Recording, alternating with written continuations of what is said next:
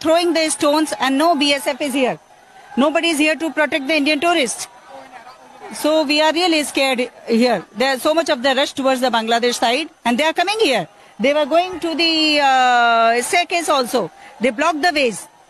And then they are throwing stones. They are throwing stones on the Indians. They are throwing stones on these people there who are maintaining the boats and all that. This is very unfortunate and they are making slogans in India. এখানে আমার tourist centre আর তারা Bangladesh tourist centre এখানে আমরা কত বুঝাই তার মানে ও Indiana ঢুকায় না তারা ইন্ডিয়া মাঝে জোরে বসে ওকে ও বাই যায় পাথর মানে মানুষে দেখছো না কত সময় পাথর মারলো আমরা দেখ পাথর কত হ্যাঁ কিরা করবো লড়াই করে তো আমরা চাই না তোমরা কই ভাই যাও তোমরা দেশে যাও তোমরা দেশে আসো তোমরা দেশে যাও